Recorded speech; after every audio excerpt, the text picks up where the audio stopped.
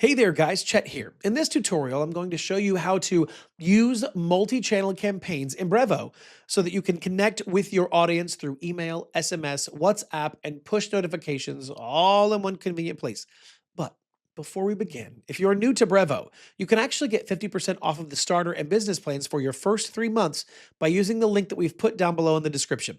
You'll also get access to my complete Brevo course, which walks you through everything you need to know to master the platform step by step. Now, let's not waste any time. Let's get started.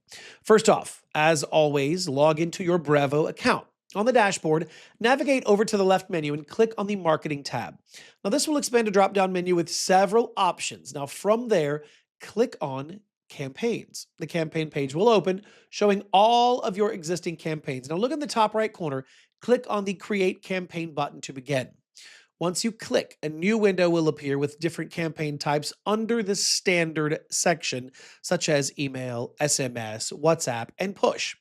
Each of these represents a different channel that you can use to reach your audience. Now, while a multi-channel campaign sounds like one campaign across all platforms, in Brevo, it's actually a combination of multiple campaigns using different channels. For example, you can first create an email campaign, then add an SMS campaign, and finally a push notification, all targeting the same audience for consistent communication. Let's go step by step. Start by selecting your first channel, for instance, email. Enter your campaign details, such as the subject line, sender name, and email content. Use Brevo's drag and drop editor or a saved template to design your message. Now, once you're done, review everything and then click on Save and Exit. Now go back to the campaign section and repeat this process. But this time, choose another channel like SMS. Create a new SMS campaign and write out your message, something short and direct, such as a reminder or follow-up to your previous email. Now, after creating both campaigns, make sure that they target the same contact list or segment so that your audience receives messages across channels in a coordinated way. If you want to take things further, scroll down to the automated section in the campaigns page.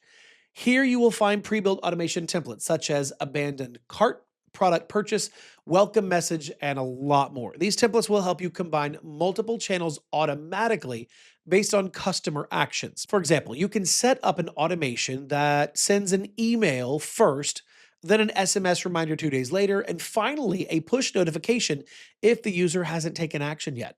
To do this, click on the Automations tab from the left menu. Then click Create an Automation. In the Workflow Builder, set a trigger such as contact added to list or campaign opened.